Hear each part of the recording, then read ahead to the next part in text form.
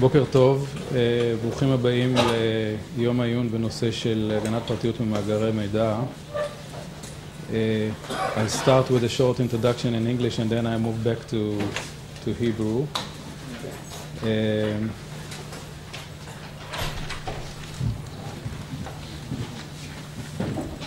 I would like to start with thanks to our colleagues from Europe, from European Commission, from AEPD, from the private sector, and from the ICO Commissioner in Britain, that with their help we are organizing this important event. Most of the workshop today will be conducted in English. But we will start with a short introduction of the document that you have, that was published to you with the wording of the proposed regulations of data protection, of data security and data protection. So the English part will be like something like an hour from now. And now I'll move to Hebrew with your consent. Thank you. יום העיון הזה הוא חלק ממאמץ משולב שהרשות למשפט, טכנולוגיה ומידע עושה הייתי אומר, מיום הקמתה, אבל זה בא לידי ביטוי ביתר סט בשנה האחרונה, לשפר את רמת ההגנה על מידע אישי במדינת ישראל. תוכנית הטווינינג זאת תוכנית שאנחנו עושים ביחד עם הנציבות האירופית. המטרה המוגדרת שלה הוא שיפור רמת ההגנה על מידע אישי בישראל. ואנחנו פועלים במספר מישורים. המישור הראשון שאני חושב שכבר אנשים נתקלו בו, וזה קרה מהיום הראשון של תחילת הפעולה של הרשות, היה שיפור הולך ומתמיד ברמת הפיקוח והאכיפה שאנחנו עושים על הוראות החוק הקיימות של חוק הגנת הפרטיות. אני משער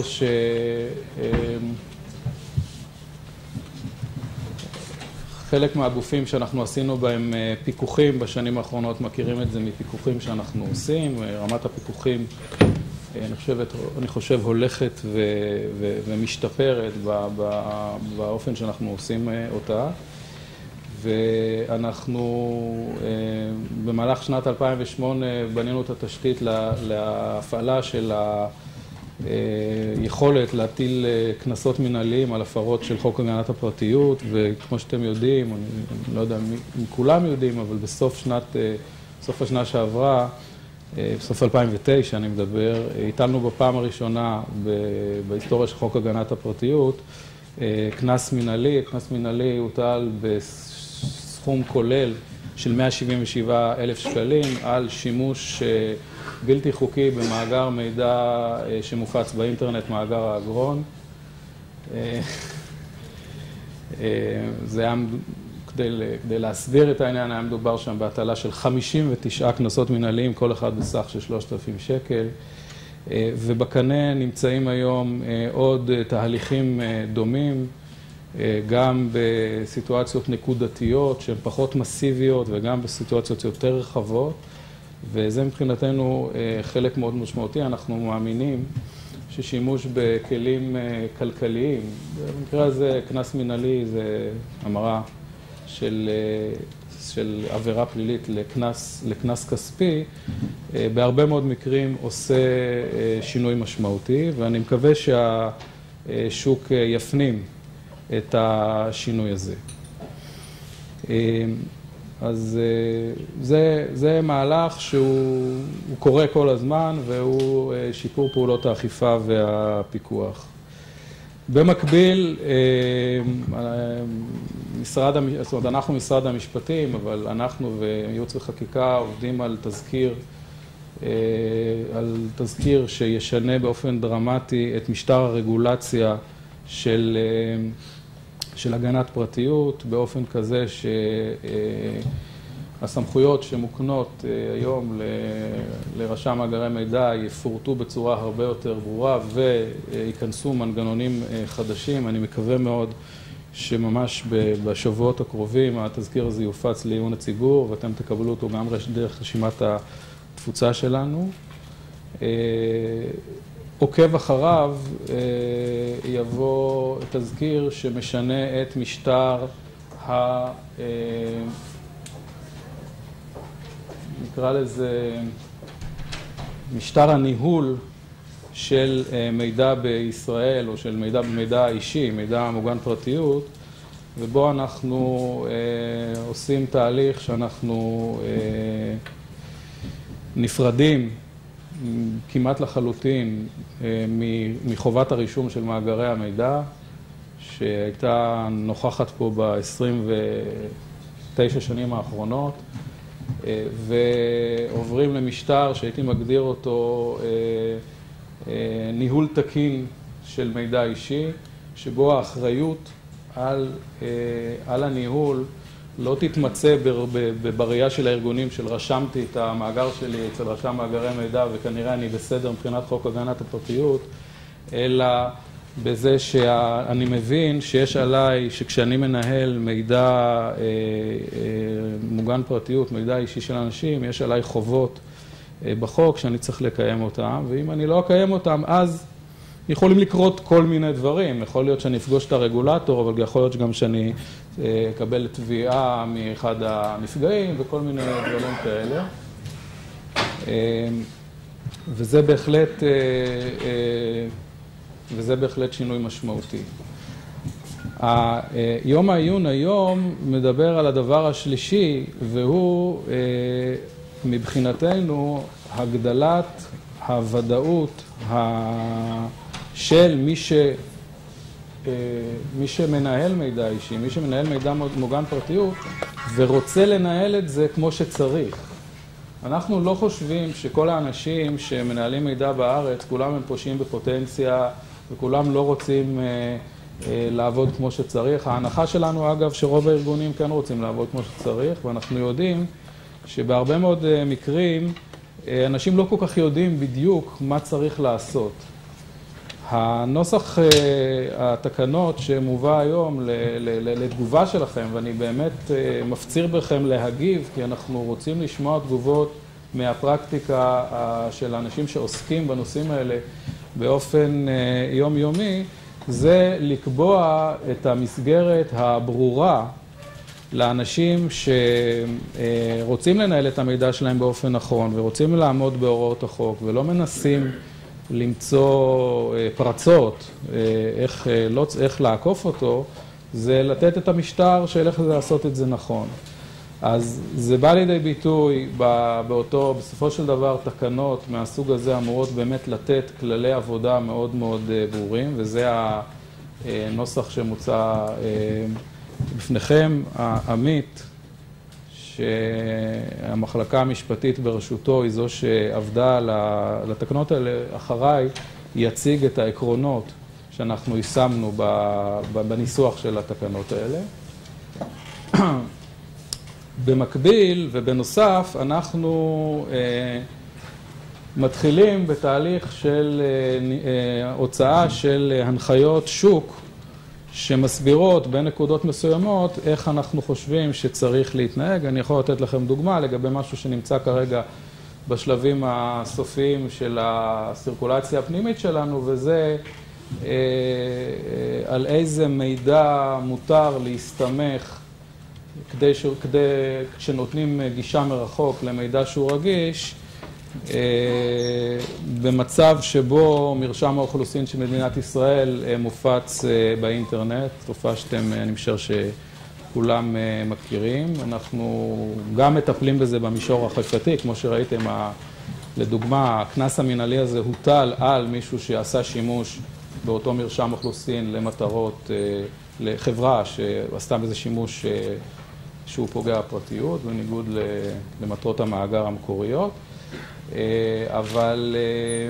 אבל אנחנו חושבים שהתופעה הזאת של מרשם אוכלוסין שקיים באינטרנט היא תופעה חמורה ביותר, ויש לה השלכת אבטחת מידע מרחיקת לכת, ולכן אנחנו בימים הקרובים נפיץ גם כן לתגובת הציבור הנחיה שמדברת על הנקודה הספציפית הזאת של על איזה מידע נכון וראוי להסתמך כשאתה נותן לאנשים גישה מרחוק ואין לך זיהוי פנים מול פנים מולם.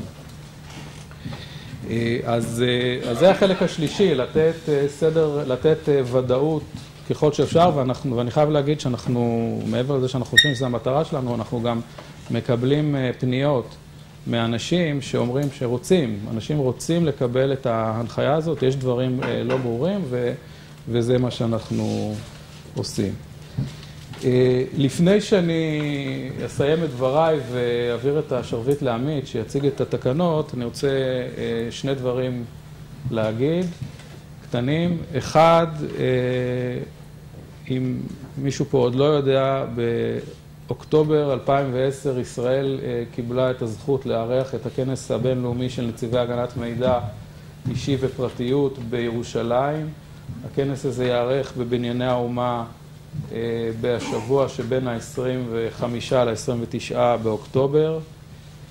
מי שצריך לשים בצד תקציב לצורך כנסים מהסוג הזה, זה לא יהיה כנס בחינם, חלקו ככל הנראה יהיה פתוח לציבור הרחב לא בתשלום, אבל חלקו הוא כנס שבדרך כלל בחוץ לארץ משלמים עליו סכומים לא קטנים, אבל אני מאוד מאוד ממליץ למי שצריך לשים בצד תקציב, לשים בצד תקציב, כי זה הולך להיות בהיבט של פרטיות והגנת מידע אישי, אחד הכנסים המרתקים שהיו בארץ בכלל. בנושא שלנו בוודאי לא היו כנסים כאלה, ואני מזמין את כולם להשתתף. וכדי לעקוב אחרי מה שקורה, אני גם מזמין את כל האנשים פה, מי שנמצא בפייסבוק, יש אתר היום של הרשות בפייסבוק, גם בעברית, גם באנגלית, ויש גם אתר של הכנס, תחפשו או את הרשות למשפט, טכנולוגיה ומידע, או כנס International Conference of Data Protection Commissioners, ותגיעו לאתר שלנו, אנחנו כל הזמן מפיצים בו מידע. זה לא שאני מעודד מישהו להצטרף לפייסבוק, דרך אגב, יש לזה היבטי פרטיות לא פשוטים, אבל מי שכן עושה שימוש, או עושה איזה שימוש כמו שאני עושה בזה למטרות מקצועיות, אז אתם בהחלט יכולים לעקוב. אז מה? מקסימום ניתן פרטים נכונים, שם אין עוד זיהוי ביומטרי. נכון, עוד מעט יהיה זיהוי ביומטרי גם שם בטח. או שהמאגר יעבור לשם.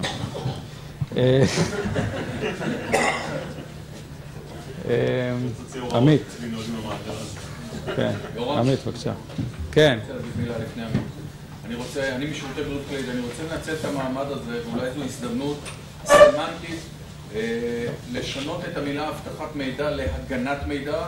העולם מדבר על הגנת מידע, לטעמנו הגנת מידע זה תהליך של פוליסי, כשאבטחת מידע זה תהליך אופרטיבי. אני חושב שזה הזמן לשנות את בכל המקומות שלכם שכתוב אבטחת מידע להגנת מידע. שירותי בריאות כללית שינתה את המילה אבטחת מידע להגנת מידע. יש לזה לדעתי גם מסר מאוד פוזיטיבי. נכון, תודה רבה להערה. אני מסכים מאוד טרמינולוגית לנושא הזה, ואגב, אולי זה נושא שעמית ידגיש אותו יותר.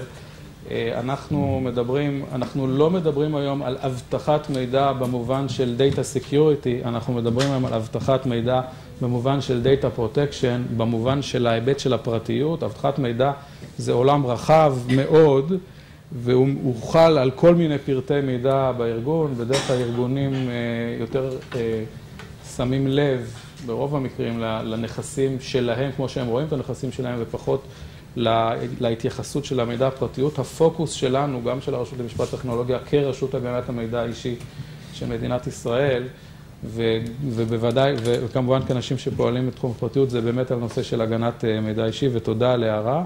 ובהקשר הזה, מה שאני רוצה להגיד, שבמסגרת פעילות הטווינינג שלנו בחודש, מתי? עוד חודש ומשהו? בפברואר אנחנו נקיים יום עיון שמבחינתי הוא יום עיון משלים ליום העיון הזה, וזה התפקיד של ממונה הגנת מידע אישי בארגון. היום חוק הגנת הפרטיות, בחלק מהמקרים יש חובת מינוי ממונה אבטחת מידע, כמו שכתוב בחוק הגנת הפרטיות. מי שככה מסתכל לעומק שחוק הגנת הפרטיות זה בעצם ממונה אבטחת מידע בהקשר של הגנת המידע כפי שהוא מוגדר חוק הגנת הפרטיות. ולכן בתפיסה שלנו זה אנשים שאחראים על הגנת המידע האישי, ואנחנו נעשה יום עיון שמדבר על התפיסה הזאת של אותו תפקיד שבאנגלית קוראים לו Chief Privacy Officer, ממונה על הפרטיות. וזה יהיה בחודש הבא, וכמובן אתם כולכם מוזמנים גם לבוא להשתתף בזה. בבקשה, עמית. תודה רבה, בוקר טוב, אני שמח לראות את ההיענות לאירוע. אני אקצר בדבריי כי אנחנו רוצים לשמוע יותר את האורחים מאשר לדבר כרגע על התקנות, נדבר מאוד בקצרה.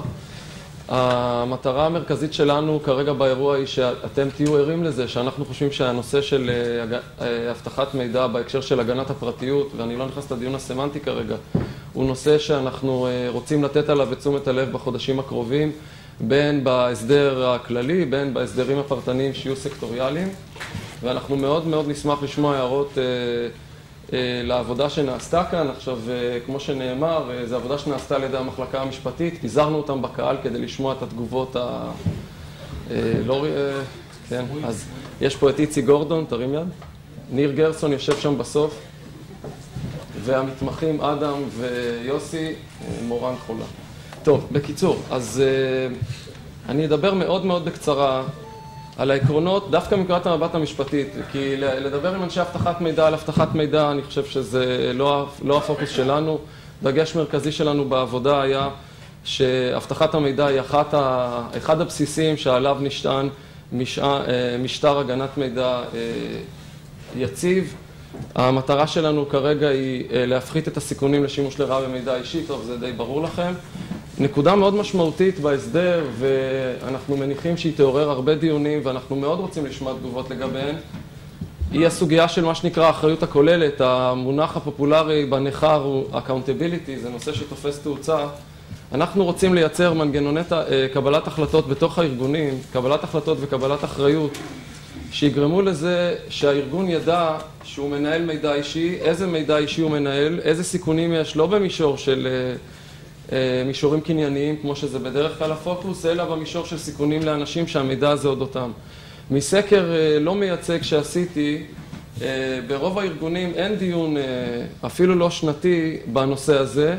יש ארגונים שהרגולטור הרלוונטי להם מחייב אותם לעשות את הדבר הזה, אבל אני לא חושב שזה נורמה נפוצה, ואנחנו מאוד רוצים להטמיע אותה.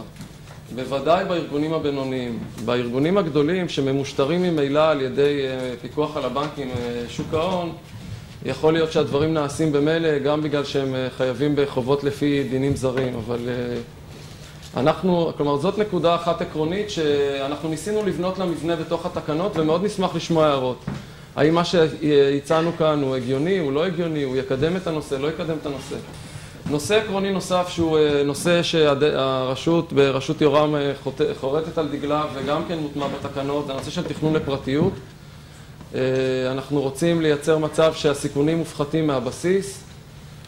Privacy by Design, Privacy Enhancing Technologies, שני ביטויים שהם היום הבאזוורד של עולם הפרטיות, ומאחר שאנחנו דנים ונוגעים בהסדרים האלה ב-2010, יש לנו את ההזדמנות ואת האפשרות להתחיל במצב יותר טוב בנושא הזה. התקנות האלה מבטאות הסדר מודולרי, שהוא הסדר מינימלי פר רמות. הרעיון של המודולריות נועד להתאים את החובות גם לגודל של הארגון, כי אנחנו מבינים שלא כולם יכולים ליישם הכל. בהקשר הזה אני רוצה לומר ששאבנו השראה, אני לא יודע אם יש כאן אנשים מתעשיית כרטיסי האשראי, אבל אני מניח שיש, מהתקן שנקרא תקן PCI של חברות כרטיסי האשראי, משום שזה סטנדרט שמוחל היום על הרבה מאוד גורמים בינוניים וקטנים, כי הם עוסקים במידע מוגן שמעניין את חברות כרטיסי האשראי, ובעינינו אם האמצעי נמצא שם לצורך זה, אפשר להשתמש בו ולמנף אותו גם לדברים האלה. זאת נקודה נוספת שמאוד היינו שמחים לשמוע הערות דווקא שלכם. בכמה אנחנו מחייבים את הארגונים לשנות את הרגלי אבטחת המידע שלהם למול דברים שהם עושים ממילא. כי אנחנו בהקשר הזה היינו רוצים, מה שנקרא באנגלית, to tap in לדברים שנעשים במילא בארגונים, ולא להכניס ארגונים להשקעות שהם לא עושים במילא. אבל, כמו שנאמר פה כבר בהתחלה, בזווית של הגנת מידע אישי. טוב.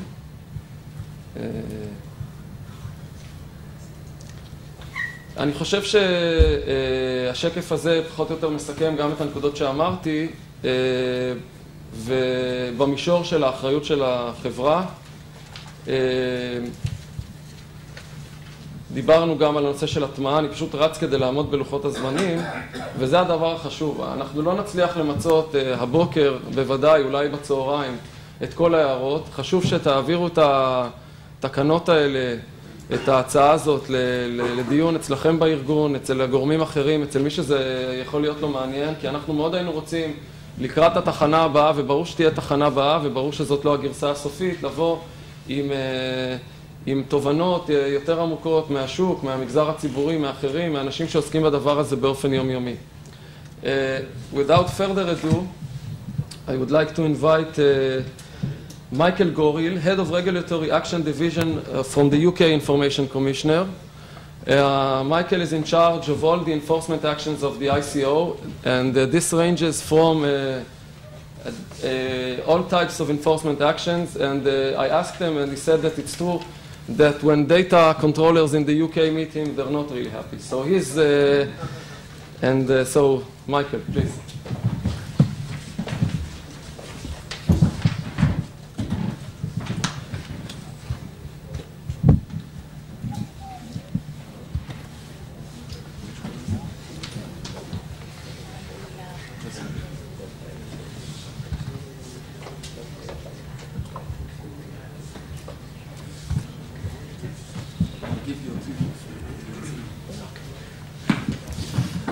Boker Tov. I'm afraid that's all I know in, and Shalom. Those are the only two words I know in Israeli. What I want to do is just talk about some of the experiences that we've had in the UK.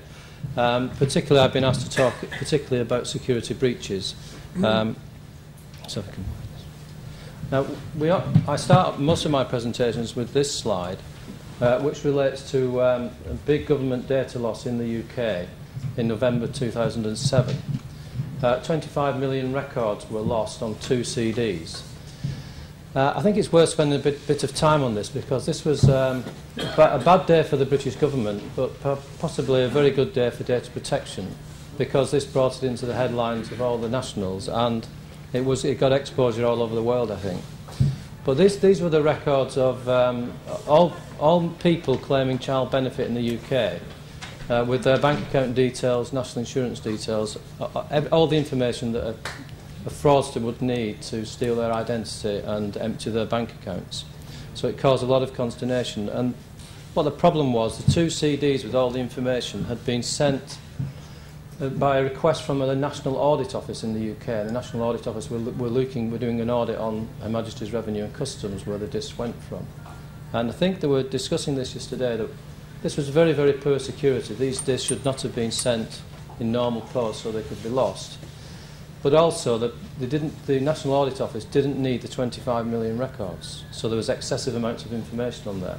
The National Audit Office could have had anonymised records without any details of the individuals for the task that they wish to do. And also you had a retention aspect. So in all these cases we have a difficulty with security, where you find security is poor. You often find that there's too much information. I think this is a big problem. Organisations think because things are digitally held, you can hold records for a long time and as many records as you wish. This problem and the damage to the reputation of the government would have been much reduced had there been less information on the records. And had there been, I think they needed something like 25,000 records, but it was easier to send everything from the database. And during the course of this short presentation, I'll see other examples of this, particularly from big organisations where lots of information is. And it seems that the people who manage the organisations, the chief executives and the board of directors, have paid little attention to what's happening to to the data digitally held. As a result of this, we served an enforcement notice on Her Majesty's Revenue and Customs. They had there was a number of investigations into this, but a particular one by PricewaterhouseCoopers, a big audit company in the UK, which I know you're familiar with in Israel. And they spent probably £2 million on the investigation. We found out during the investigation that there was software within HMRC that would have anonymised the data and reduced it down to a more manageable level, which they could have done for a couple of £1,000. But to avoid spending that money, they sent all the disks, which then cost £2 to £3 million on the investigation. This was followed shortly afterwards by another big data loss by the Ministry of Defence. And this again was a serious one. This was a Royal Naval officer who had the personal details of 600,000 people held on an army laptop. And this was an unencrypted laptop. And this was details of anyone who'd applied to join the forces in either the Army, the Navy or the RAF in the United Kingdom, going back to 1977. Now, as you see, again, it's a perfect example of poor data retention and excessive amounts of information. The security was very poor. This certainly should have been encrypted. There were individuals who'd applied to join the British forces from Northern Ireland, for example, who would have been in danger. Their lives may have been in danger. Catholics in Northern Ireland applying to join the British Army in the 70s and 80s, their details were on this laptop, which was stolen from a car boot. But also, for the purposes of what the Royal Navy, he was a recruiting officer, for the purpose of what he needed, he probably only needed a couple of hundred records on a laptop to do the job he was doing. But they kept all the records on it. And we found that previous to this loss, 4 similar laptops with the same information had also been lost by the Ministry of Defence. So again, we served an enforcement notice on the Ministry of Defence, and they had an independent investigator to do an investigation into this data loss also. And I think this is probably lessons for everyone, and this still happens, but Kieran Poynter in the HMRC report, he said there were 2 major institutional deficiencies, and I think that this is probably endemic throughout big corporations in the public and private sector. Information security wasn't a management priority, and HMRC in particular had not got an organisational design which did not clearly focus on management accountability. I think there are 2 important things there. That security of information in the organisations that you work for, how important is security of the information? And secondly, are the management connected? Are the board of directors involved in management security? And is the accountability there? Looking at the regulations that we were looking at yesterday that are being presented to you today, I think the accountability is very stark in there, but it is very, very important that people in organisations realise the value and the benefits of data, and that the data is handled correctly and its security, and someone has to have that accountability.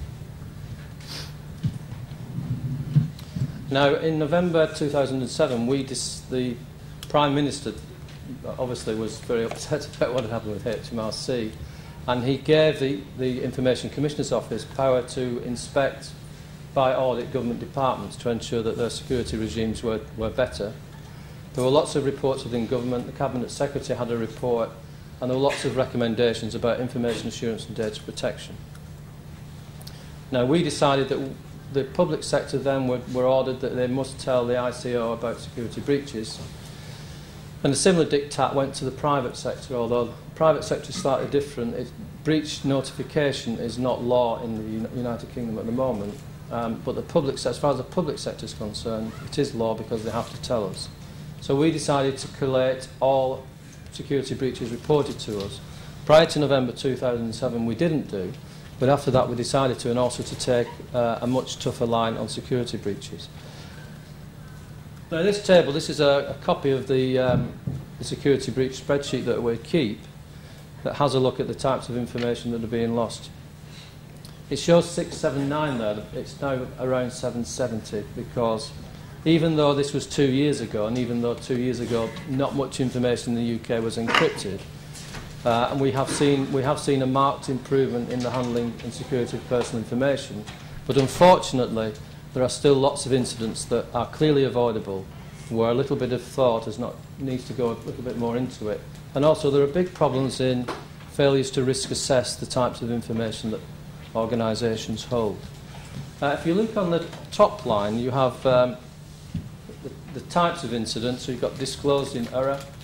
We get this a lot with the government. The government, for example, may send out pension statements, but the machine that puts the pension statement into the envelope gets out of synchronisation. So it starts putting somebody's pension details on the letter in the wrong envelope. They send out 50,000 of these, so people are getting someone else's pension details, which in the grand scheme of things isn't a problem because people will send them back. But if they're sent to someone who's a criminal, then the criminal can use that information. But this is a quite common one, as you can see. Lost data hardware, particularly with pen drives. People downloading information onto pen drives and losing the pen drive. I'll go into that in more detail. Lost in transit. This was things are put into courier bags or into the post and not seen again. Non-secure disposal. I'll talk a little bit about this as well. This is where people are not cleansing hard drives on computers when they... And these are all very, very simple things that you would think that everyone would think this through, but there are lots of information. And there's lots of distress caused by this and potential fraud. Stolen data hardware, technical failures and others. So we have, if we look across on the left-hand side here, you've got central government, 66, local government, 81. NHS stands for our National Health Service Trusts, which are hospitals, groups of hospitals and medical clinics. We have big problems with these, and I'll go a little bit further into this because clearly all medical history is sensitive information and is information that we need to tell us about. And then we have other public. Private sector, we've had about 197. What we say, the private sector are a problem because the private sector say to us, well, if we tell you about a security breach, you may take action against us. So why should we tell you? So we say, well, we understand where you're coming from and we may take action against you if you voluntarily tell us, but if you don't tell us and we find out through the media, then we'll consider that an aggravating factor and any kind of regulatory action will be stronger.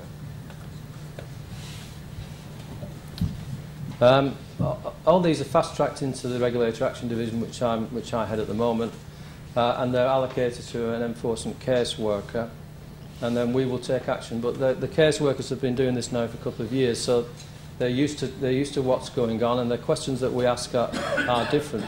And we have changed our stance. Whereas 2 years ago you might have got away with something if you forgot to encrypt a pen drive and you lost the pen drive, but there's no evidence that it had fallen into enemy hands, as it were. Now we're a bit stronger on that because we think that the organisations should understand now more how important it is. And we also have to bear in mind that lots of organisations do put time and resources and money into protection of personal information. And those organisations, it is unfair if one organisation spends lots of money trying to keep our data secure, and another one is a bit more cavalier or doesn't really care about it. So it's important that we set an example in those cases. There are a number of ways. Many can be dealt with informally, some are quite trivial, and we deal with them by letter. Sometimes we will give advice, or sometimes a strongly worded letter. We may suggest that we will come and audit the organisation if they seem to be getting things wrong all the time. And if it's a government department, we can audit without consent.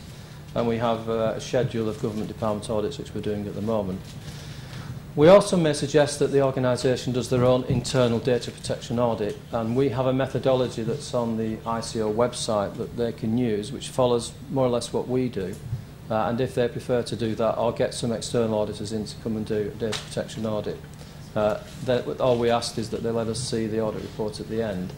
And we may ask them, if there are recommendations in there, we may require them to comply with the recommendations by a certain date.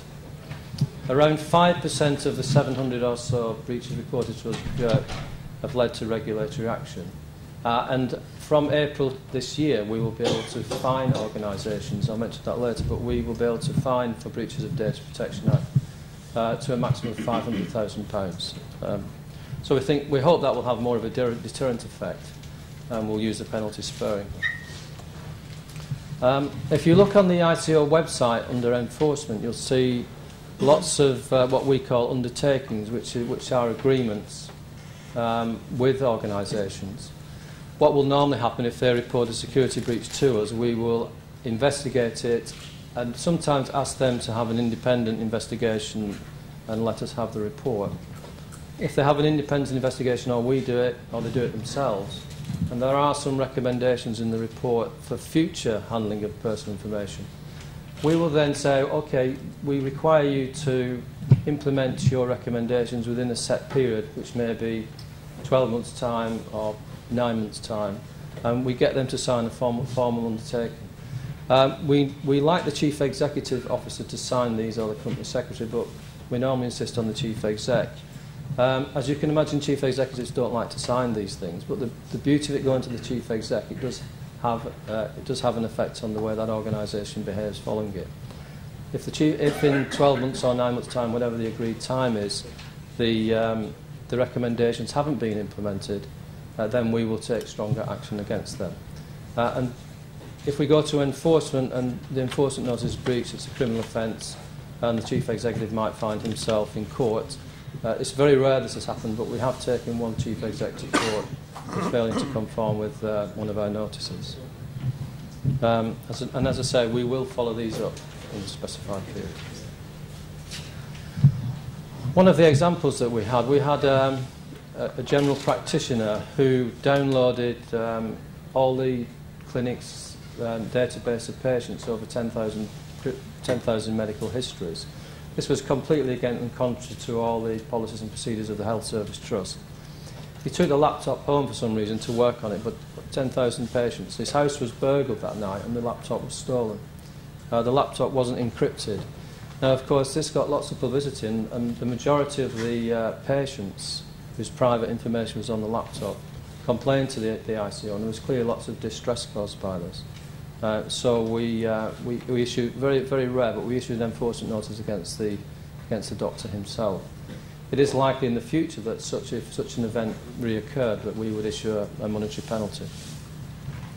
So since November 2007, we've taken action against 22 National Health Service trusts, 8 private sector organisations, and 3 central government departments.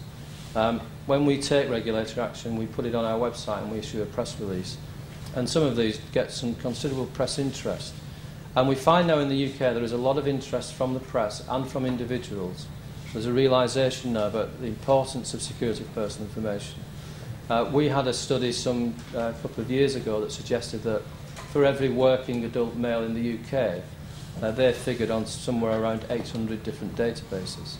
And I'm pretty sure it's probably the same here. So lots of the information held about us is for marketing purposes, no doubt, and for other probably trivial purposes, but there are lots of information about us all on databases, and I think the British public, as a result of the big data losses, are aware now of the importance of that.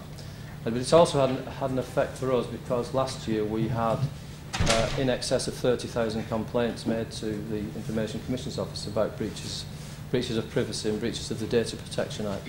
So the more that people become aware of these kind of things, that there is the added effect that people will complain. But I think it is healthy that people are aware of the data protection rights. I'll just go through some of the types of things we come across. Unencrypted portable media devices. On our website 2 years ago, we put on the website that we recommend that all portable media devices taken outside of premises containing personal information should be encrypted to the current FIPS standard or equivalent. This was a very rare move for the ICO, because we had some lawyers complaining to us that we didn't have the right to do such a thing, and that we couldn't dictate to organisations what kind of security they should have. So what we said was, well, if any more portable devices go not encrypted to these standards, then we will take regulatory action. And in the future we may issue a significant monetary penalty. So it is likely that in the future that some of these lawyers now seem to be coming onto our side and agreeing that we can make such a statement. That it is a breach of what is the 7th Data Protection Principle, that information should be secure, and technical and organisational measures should be made to ensure that security. And we had, discussing yesterday, one of the more serious ones was a prison hospital in the UK where they decided to put records of 6,000 prisoners. And these records were the previous convictions and the medical histories. So it was quite a lot of very, very sensitive information. They decided that they will buy an encrypted pen drive, which we give them 10 marks, 10 out of 10 for.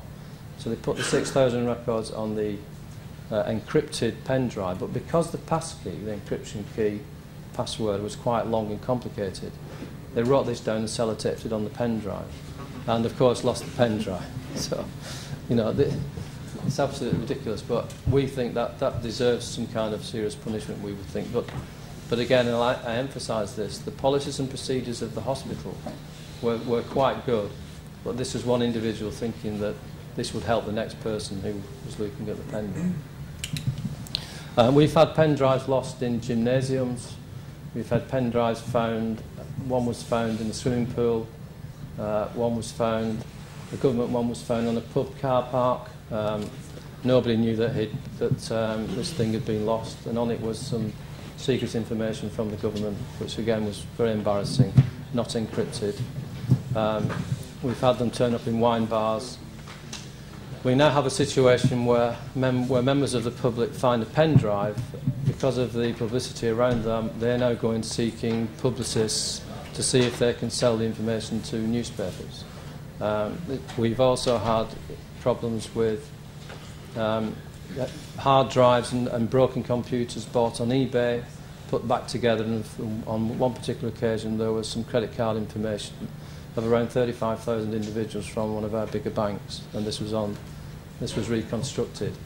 The person who reconstructed it was a professor at one of our bigger universities, and he sold his story to the Daily Mail for £2,000.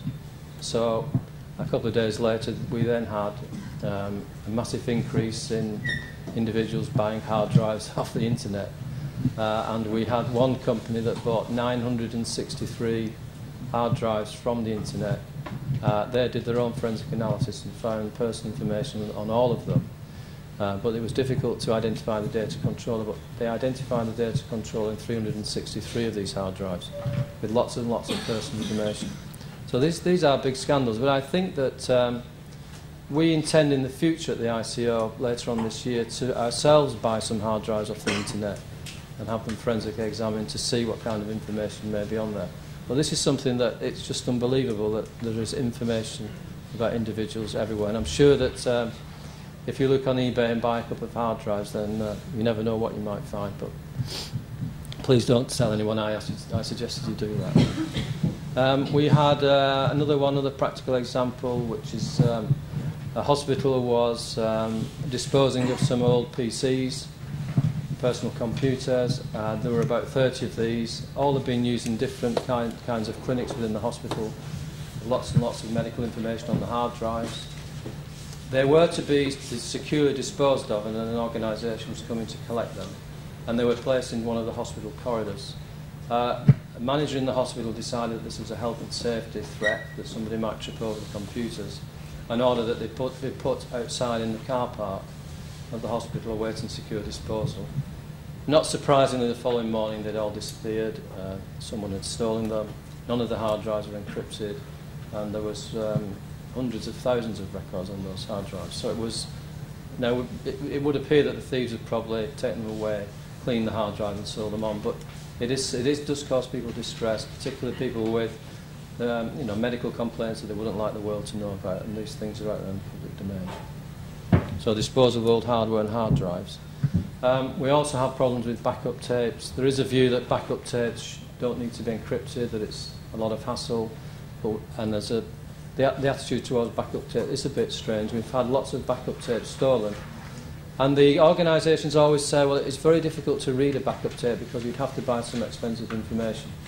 But I suspect if you're a bank with a couple of million records with credit card details, bank account details, it might be worth some criminal's time to buy some apparatus from which they can put those hard drives.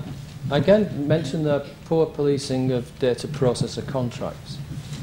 This is an interesting one and very difficult for any organisation. In the UK, it is the data controller's responsibility for the data.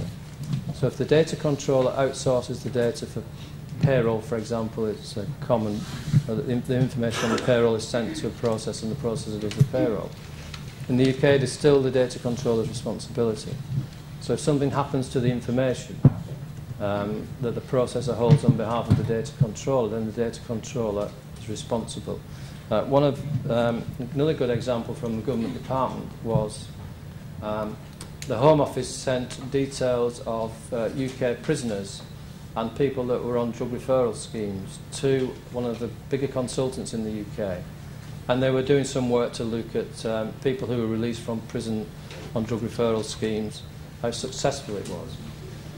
The protocols and the contract that the Home Office had with the organisation was very, very tight, and it was very, very clear that how important this information was, and that the information must only be kept on specific computers that were encrypted. An employee of the consultancy decided that it would be easier to download this information onto her laptop where she could work on it at home. So to do this, she downloaded it onto a pen drive to take the pen drive home.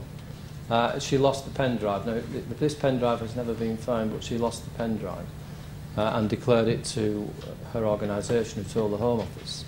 This had massive repercussions and, again, massive press interest.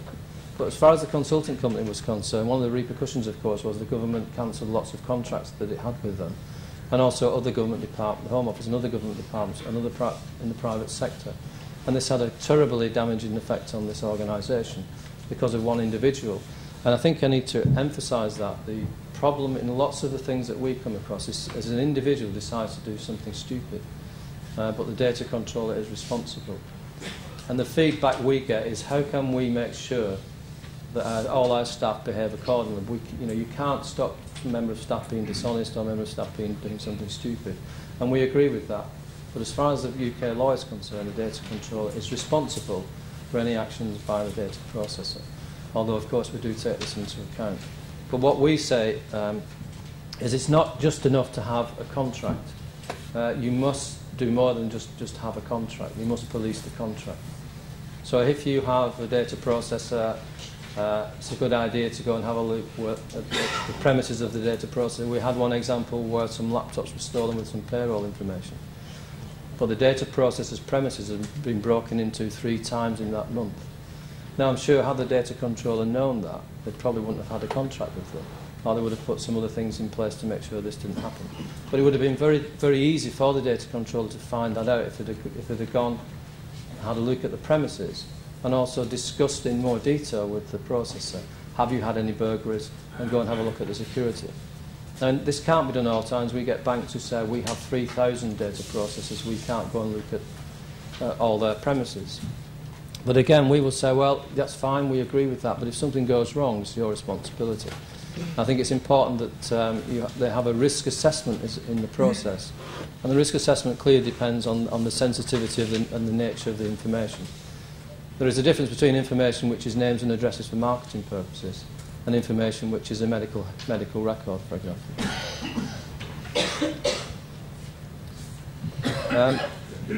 I put this slide in because I think in all this we kind of forget about paper files. In the UK, lots of organisations have lots of archived paper records. And I think for litigation purposes and legal purposes, these records are probably kept for longer than is necessary. And this is a picture of a waste tip in the UK. Recycle station, plastics, metal and confidential files. And it is surprising how many confidential files get put in black bin bags and thrown into waste disposal tips. And then for some reason the wind kicks off and they all get blown onto the local motorway and people pick them up and send them to us. So it is important to remember paper files. An example of this one was a hospital relocation. The hospital was moving from old premises into new, and so everything was moved out of the old premises into the new. And they had a request from a group of people that were interested in spirits, ghosts. And their view was that a hospital, an old hospital, is a good place to go to get the energy from the ghosts. I mean, no disrespect to them, that's what they believe. So they went into the hospital, and when they were walking around, they went into a room where there were some filing cabinets. They had a look in the filing cabinets and they found it was full of medical records. Some of them were people who had died, but lots were current medical records. So they had another look round and they found behind the backs of radiators, behind the backs of old office blocks, were lots and lots of files. And we got in excess of, I think, 300 or 400 medical records in the files. But again, this is, you would think this is something that wouldn't happen. Now in the UK, when a hospital is relocated, someone has responsibility to go around and make sure there's nothing being left there. But again, this can cause individuals some serious distress. And of course, this also always gets into the press. And there were photographs of injuries and all kinds of things in there. So again, all avoidable. And we had 300 probation files. That's the probation service in England, files about current people on probation released from prison. They're in a cabinet that was being disposed of to a tip, and the cabinet fell off the lorry, hit the floor, and all these probation reports were all over the carriageway. So again, we say this is avoidable, and with a little care. If you think about a risk assessment, what's the risk to the organisation's reputation or to the individual with that information? I think that's the way forward. As I said, in general, policy and procedures are reasonable in the UK, but not well known by staff. There are training. There's a training issue here and a big culture issue. I think it's necessary to get into the culture of an organisation that information security is important. One of the analogies we make, if someone's lost some information, say they put a laptop with 50,000 records in the boot of a car, and the car's been broken into, we would say, what would you have done if that was £50,000? So if you value a record at £1, would you put £50,000 in the boot of your car and walk away from it? Would you leave £50,000 in your locker in your gym? Highly unlikely. But if you can get staff just to think, well, is a record worth £1? You know, is a record worth 5 shekels? Would you leave 30,000 records of your own in the boot of your car?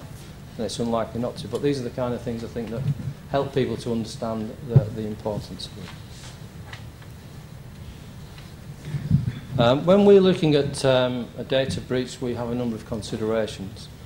Distress and or damage to the data subject. We get people writing into us to say that they had a letter from a credit card company asking them would they like a credit card. They have never had any dealings with the credit card company, and this caused them some serious distress. And we say, well, objectively, that's not serious distress. But then if you get someone saying, I've read in the newspaper that my bank account details, name and address have been stolen and lost by a government department, then we say, well, that is likely to cause an individual distress. And likely to cause damage, because damage must be something real that's where money has been lost or you've been caused some damage. So we look at that. We look at the type of the data and the circumstances of the breach. And I think in the examples that I've talked about this morning, most of those were avoidable. And we look at an organisation's policies and procedures and evidence of any risk assessment. Again, the risk assessment must be to do with not just the reputational damage to the company, but the damage to the individual, to the information that you hold. A lot of organisations that have problems in the UK have suffered with people because people have moved on. We have a big investigation at the moment with a telephone company, mobile telephone company. What has happened is someone has, one of the employees has been selling contract information, unlawfully obtaining it and selling it. It's one of our criminal investigations. But this is information about individuals whose contract is just about to expire. So if you've got a 12 or 18-month mobile phone contract, I don't know if it happens here, but a couple of weeks or 3 weeks before your contract's about to expire, they're getting phone calls. They're assuming the phone call is from Orange or Vodafone, whoever the mobile phone provider is, to say, your contract's due to expire, would you like to renew? We can offer you a discounted rate. So instead of paying £35 a month, you pay £25 a month. But this is a company that has bought the information that was stolen unlawfully from the big company, from the mobile company.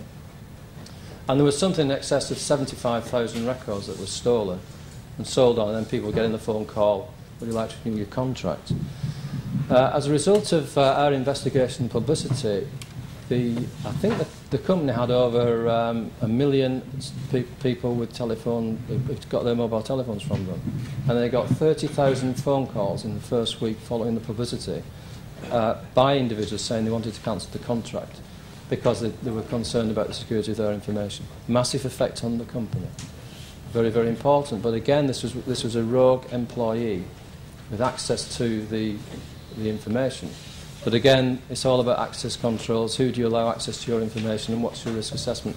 Very, very important. I think it is involved. There's lots. It is resource intensive, but it's important that we do these things. We also, but that's a cultural issue. It's necessary to look at the culture of the organisation as well. In the risk assessment, I think probably overemphasising this, but I think it's important. Has the nature of the data been taken into account? Is all data treated the same? And we find this, that when we go into an organisation to audit and say, what kinds of information do you hold and where is it on your systems, some organisations can't answer either question because they're not sure.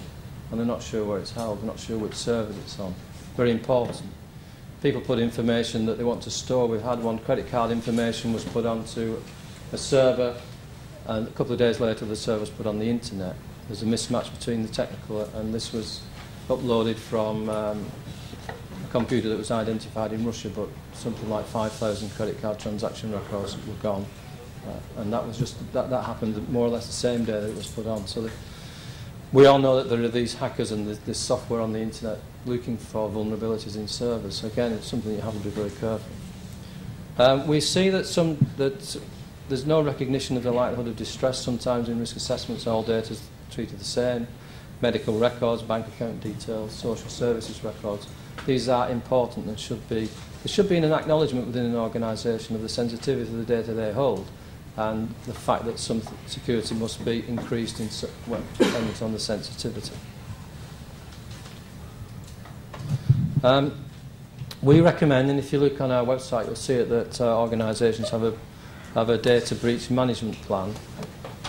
We think this is very important, and that certainly in big organisations there should be a preparation for a security breach, which again, as I said, may be caused by a rogue employee. So you want containment and recovery of the information, assessment of the ongoing risk, notification of the breach, how are you going to tell the regulator. If you're a bank in the UK, you have to tell the Financial Services Authority, and it's likely that the Financial Services Authority will tell the organisation also to tell the ICO. You should have something around evaluation response. We often get asked, we've had a data breach, we've told you about it, do you think we should tell our customers? And we say it's not for us to say, really, because we don't want to be caught, so well, the ICO said we didn't have to tell our customers, or the ICO said we did.